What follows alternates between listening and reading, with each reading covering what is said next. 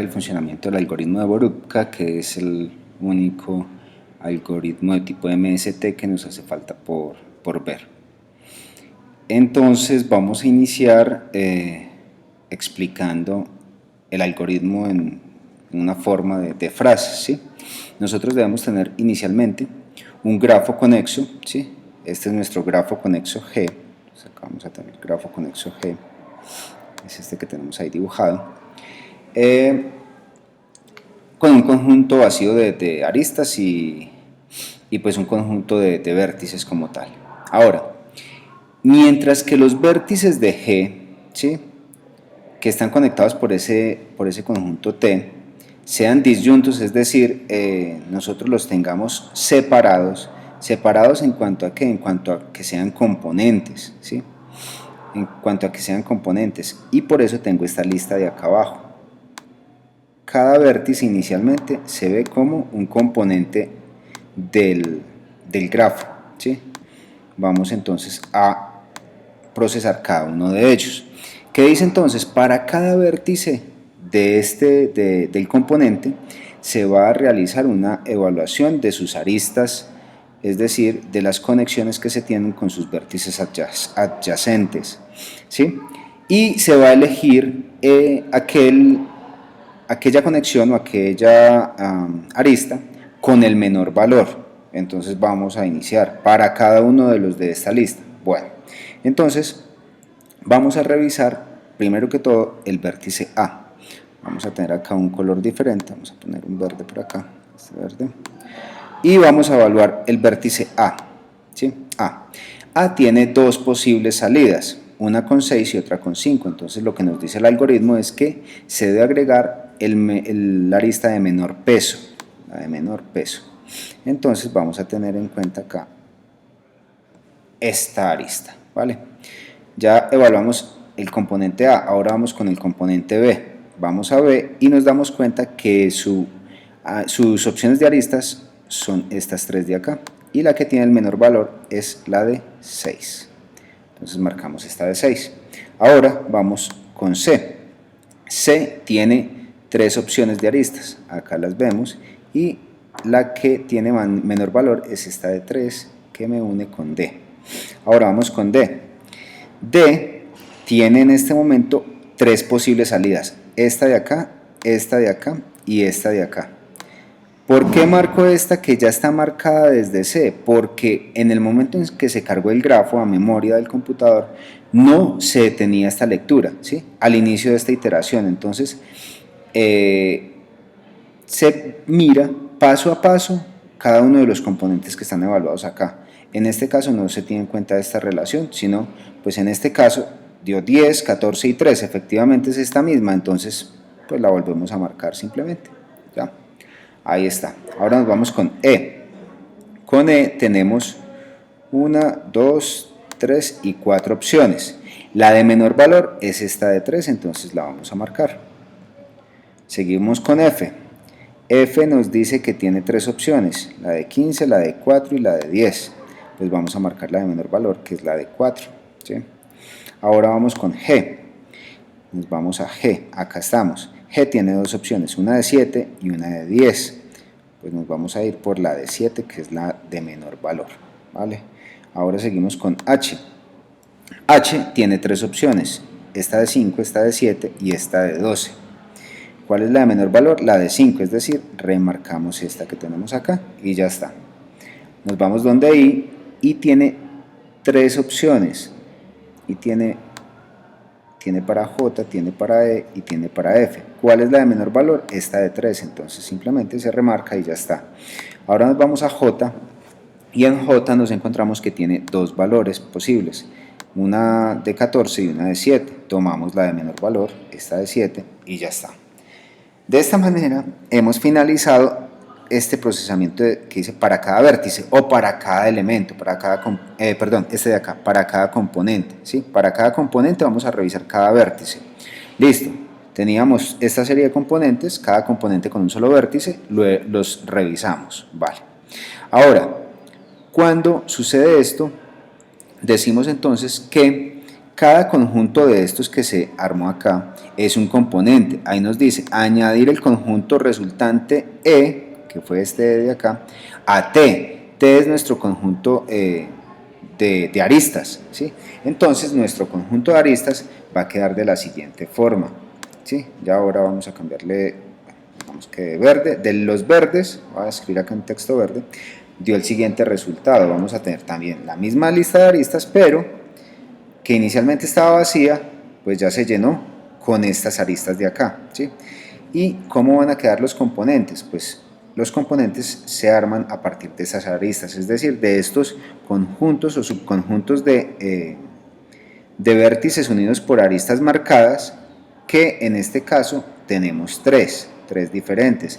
El primero es ABGH, ABGH. El segundo conjunto o el segundo componente está dado por C y D. El tercer componente está dado por E, F y J. Ahí, E, F y J. Ok. Entonces, a partir del proceso con el color verde, pues el resultado fue esta lista de acá. Es decir, ya tenemos tres componentes. Ya lo redujimos de 2, 4, 6, 8 y 10 componentes a tan solo 3, realizando esa revisión de vértice por vértice. Ahora voy a cambiar de color acá para la siguiente iteración. Voy a marcar con azul. Ok.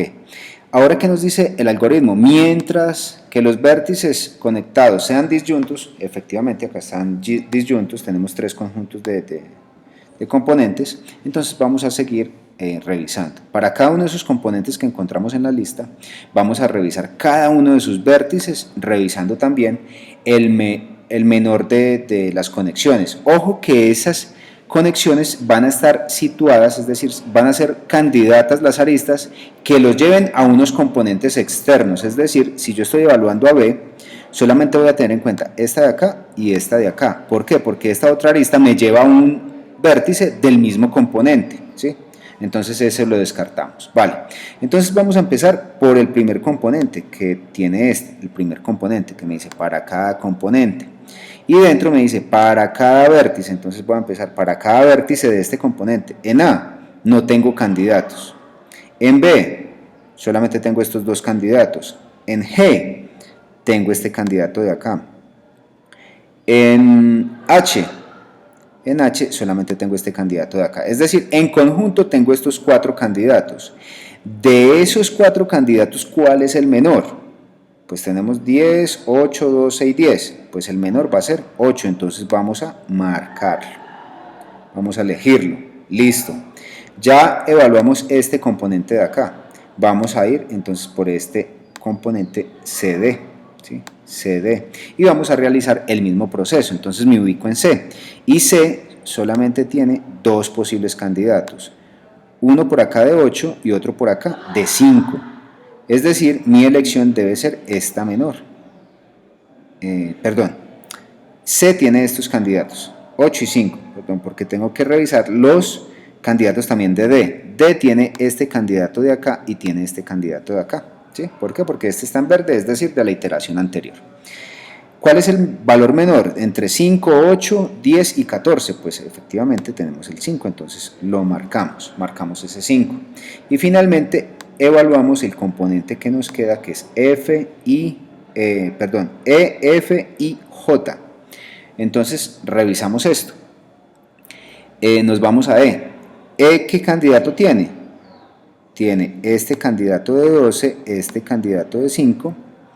Vamos a F, tiene este candidato de 10, este candidato de 15. En I, ¿qué nos encontramos? No tenemos candidatos, ya las dos aristas que tenía pues ya están marcadas con color verde, es decir, desde la revisión anterior, que hace parte del mismo componente.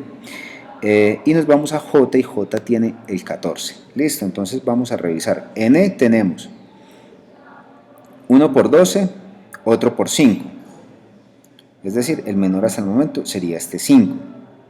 El F tiene uno de 10 y uno de 15, los dos mayores a este 5 de acá.